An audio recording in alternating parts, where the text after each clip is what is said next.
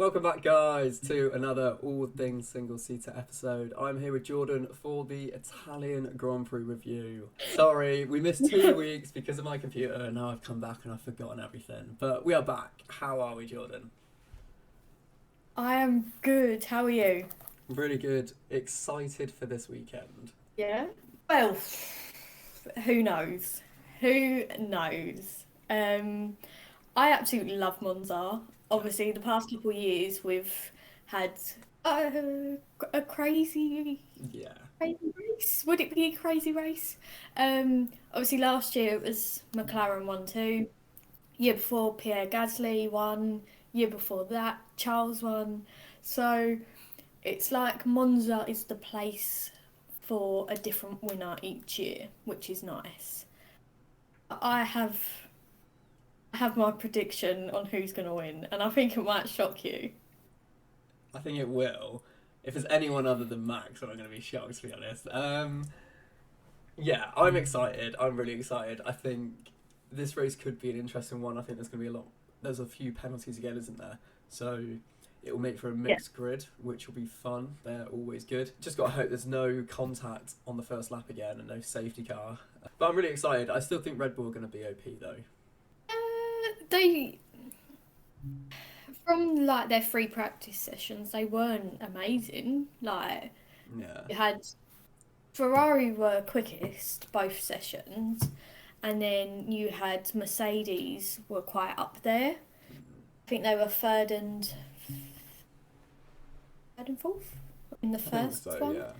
Um, but obviously it changes. It is meant to be dry, but Yeah. who knows? Who knows? Even if it was just like light spots of rain for like 2 hours, that will change the track. Yeah. Okay. That will- We will see. What else are we going to see this weekend? We're going to see Latifi getting points, aren't we? No. No? Okay. It was really awkward as well. In practice 2, he was 1 second off his teammate, and then he said, "Yeah, I think there's still more to get out of the car." Obviously, there's more to get out of the bloody car. Your teammate's a second ahead of you. Yeah. Bye, Latifi. Sorry, mate. What about Yeah. Okay. Give me your predictions then. Let's go straight in. I want to know. So are we doing it? Because obviously there's quite a few penalties. Are we doing it before penalties? Yeah, Well, we'll do before pens because yeah. Or okay, right. Oh wait, who's got a pen? Should we no? Should we do it without? Should we do it with pens? Who's God. who's got a pen? You've got Lewis starts at the back of the grid. Yuki starts at the back of the grid because he's got quite a few. Okay. Who else? Okay, right. So Verstappen, Perez, Sainz, Hamilton, Bottas, and Tsunoda. All at the back. I know that Hamilton and Tsunoda are at the back. Where was it where I found Oh, the look what I've just found. Albon and Latifi seeking points this weekend because of the Monza GP grid shake-up. Okay, so let's see who's got pens then. So Red Bull Max Verstappen will drop. Oh, 5 place grid drop for Verstappen and 10 place for Perez. Okay, 10. Hamilton at the back. Ferrari's Yeah. signs will start from the back. Sonoda is from the back, and Bottas will drop 15 places. So he's at the back. Yeah. So the only one, so Max has got a 5, so he's got the least out of those. So he'll still be in Q3 gunning for pole, so he'll probably start 6th. But everyone else, so Perez dropping 10 places, Okay, so right. yeah, okay. So hang So on. we're doing after penalty. After penalties, yeah. Okay, right. I've got this. I haven't got this. There's only 2 drivers in the top 6 that don't have pens. Yeah, I know. I've put them. I've put them where I think. That's the easy ones done. See, So who's left? Both McLarens. You've then got the likes of Lando, Ocon, Alonso, Haas. Magnussen. Or K-Mag, yeah, okay. Latifi. Yeah. Stroll? Going in, we'll probably get a penalty. Oh, God, imagine. Right, so obviously the most obvious one is Charles. Yeah. Yeah. Huh? You agree with that? I'd agree with that one. And then George second, Okay. and then Alonso third, Norris fourth, and then Ocon fifth. Okay. Pretty, like, chilled. Pretty chilled, yeah, okay. I'm going Leclerc, Alonso, Russell, Ocon, Norris.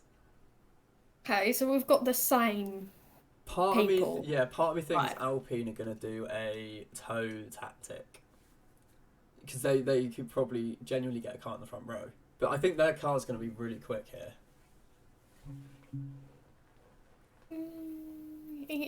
Possibly. We'll see. They like running no downforce, so it's like they like going for like top end speed. So hopefully it would be nice to see both of them up there fighting. Go on then, race. I am gonna say George will take his first win.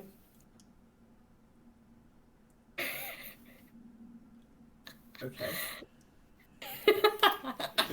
Who's P2? Latifi. No, I'm joking. I put Leclerc. Okay. I just have that feeling like either Ferrari or Leclerc would just mess it up, like either a pit stop or something like that, and they just gift the win to Mercedes. Yeah. Which you would think would be all right, but it's not because the constructors, like there's 30 points between Ferrari and Mercedes. Yeah. So I've then put Max in third, and then Alonso, and then Ocon. Okay. For me, I'm going Max, Leclerc, George, Alonso, Ocon. Okay. I just think Max is unstoppable at the moment, and it pains me to say it because I'm always the one that wants to like predict a crazy one, but I don't see anyone winning apart from him now forever. Like not forever, but for the rest of this season. Yeah, I do think it's a bit like hard to see like Mercedes are gonna win and stuff like that, but then there's Max who's like just dominating and stuff. But then if you look at it, if Ferrari didn't make mistakes or stuff like that, then it could be a different story. It's the what ifs. Yeah. I feel like I say this like every time we record, like the what ifs. But I don't know. I don't think he'll have it easy No. on Sunday. No. Okay. Especially if, say, like qualifying today, if there's, I don't know, yellow flag, anything like that, that can mess up his starting position. Yeah, I guess he might not qualify pole. I'm predicting that he's gonna start 6th. Yeah. But he might not Yeah, do that. Yeah. That's the best situation from him, like being put back to 6th, Yeah. but he hasn't then got his teammate around him, and it feels like at the moment Perez is vitally playing that teammate big. He is doing it very well. A lot of people have said that he's dropped off. Like, he kind of has dropped off in like 1 lap pace. But I agree. I think race pace, he's still okay. Kind of. Like, he's not as far back on race pace as he is in quali pace. Yeah, I agree with that, but it just feels like watching him drive, it's a bit like, right, you're He's gonna looking do a bit anything? Like, nervous. Yeah, why? Why? I don't know. I mean, he's won Monaco. He's had numerous podiums. I don't know why he's suddenly driving nervously or like looking a bit shaky. Thing is, he's level on points with Leclerc. Yeah, He's sitting in third, but that's just based off of the race wins and whatever. yeah, But it's like you still have a chance at this championship if you really wanted to fight for it. He's got a contract for next year. His seat is safe. yeah. So why is he being like this? Because it feels like before the summer break he was like this, and then you know, fair enough. Sometimes drivers get themselves a bit down before summer break, and then they have the break, and then they come back fighting. It feels like Yeah. for him he hasn't got the motivation. It's a bit of a shame. I hope he changes my mind because I was all for Sergio at the start, and now I just don't really see it. Um, but yeah, what are we? Okay, so we've given our race. I am actually predicting a Williams point though this weekend. Alex. All right, I'm predicting an Alex point. But I am also predicting a potential shock podium. I know I haven't predicted one, but there could also be a potential shock podium. I think as well, last year, obviously Bottas was at the back of the grid, wasn't he? He had a penalty and he still ended up to finish third. Obviously, we had the two title contenders crash out, Yeah, but good. Lewis is obviously starting at the back, Sainz is starting at the back. It will be interesting to see them through the grid. Same with Sergio, because I think he's going to have to do a lot of fighting. Strategy is going to be interesting. 100%. 100%. I think, especially for maybe Perez, because I see the best him starting as is 12th. Yeah. He won't get pole. Let's be real. He won't get pole. So it's the fact of if he got second, he'll be 10th. Like, Yeah. but I feel like he might just be a little bit further back than like 12th. Yeah, he could risk starting 15th, 16th, 17th. Like, he's got to be on it. Well, we've already got 4 people at the back, starting at the back, so Oh, yeah. Oh, yeah, that's true. the worst he could qualify is 15th. Okay. With his penalty. Yeah, he probably will qualify 15th. Yeah, he probably will. It's going to be interesting. Yeah. Yeah. It is. What also is going to be interesting is Colton Herta. Is it going to happen? I don't know. I'm quite 50-50. I like watching him race. I like he's very talented. Yeah. I think people forget he's only 22. He's talented. I do think he deserves an F1 seat, whether that be next year, the year after, whatever. Then there's a part of me which thinks if you're potentially going to give him a seat for next year when he hasn't got enough points on his super license, why have we got F2 and F3? You've got the likes of Nick de Vries, 2019 F2 champion, hasn't got an F1 seat. You've got obviously Oscar, he's had to miss out a year. Robert Schwartzman, he finished second last year, he hasn't got an F1 seat. It's like you've got all these people who have missed out on a seat or waiting for a seat or anything like that. So then why should someone who hasn't got enough points on their super license be allowed into the sport? There is apparently an argument of it about, was it COVID that contributed? Is that right? I might be wrong, but was it something about cancelled races? I don't know, but Let me Google it. it's the fact that didn't affect F2, F3. Yeah, that's true. So we still got an F2 champion, all stuff like that. Like Mick won championship in 2020. So that it hasn't affected his racing career. Okay, so there's a thing here saying FIA warned Herta promotion would kill the ladder to F1. Yeah. I think it's because obviously in America, like IndyCar isn't run by the FIA. Okay.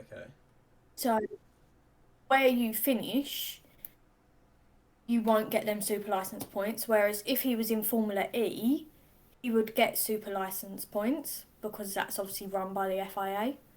Yeah. De Vries is So he, 27. Did you know that? yeah, He's old. Well, not that old. He's got baby face. I'm 27, so yeah, that's not old, but still. He's got baby face. Yeah. I look at him and I'm like, oh yeah, you're like 19, and then I'm like, no, you're not. No. Um, I've seen it. He's on 32 out of 40. yeah, 8 points. The thing is, if Yeah. it was like 1 point, you'd look the other way. Okay, so the FIA is believed to be a clause added to a super license.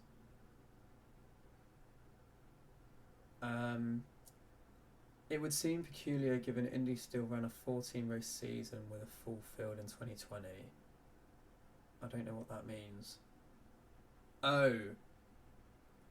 The idea that such a clause might be twisted to somehow allow the inclusion of his 2018 light season. Oh, okay, so they're trying to include another season into his super license points where it would get him another 12, and if it gets him those 12, then he's in. Okay. I think that's what it means. I'm trying to read it. There's a clause in there or something, and it would include his Indy Light season, which is like F2, isn't it? I think. Yeah, it's like the feeder series for Indy. So if it includes his feeder series for Indy, like it includes the feeder series for F1, then he's on 44, is it? Or he's like 4 over? No. Yeah, he'll have enough. He'll be enough. Yeah, he'll be in. God, that's really bad maths. So that makes sense. I mean, I guess from what I might be reading this article a little bit wrong, but from what they're saying is if the F1 feeder series counts, so should the Indy, and if that is class. Long story short, they want to do that, so he'll have enough points. If I've read that wrong, people please let me know. But fair enough. Carlton Herter, welcome to F1, I guess, lad. But then, obviously, he's going for the AlphaTauri seat. Yeah. Alpine are apparently looking at 14 other drivers. And off the top of my head, I can think of Pierre Gasly, Daniel Ricciardo, Mick, Nico Hulkenberg, Jack Doohan, Felipe Drugovich. Yeah. That's the 6 what stand out to me. And the thing is, Alpine have just obviously massively messed up with Oscar. So are they going to want to do that with... Not going to want to do that with Jack. No. At all. He is currently flying in F2. It's his first year. I think he's potentially got a shot at the championship, like finishing second, something like that. Yeah.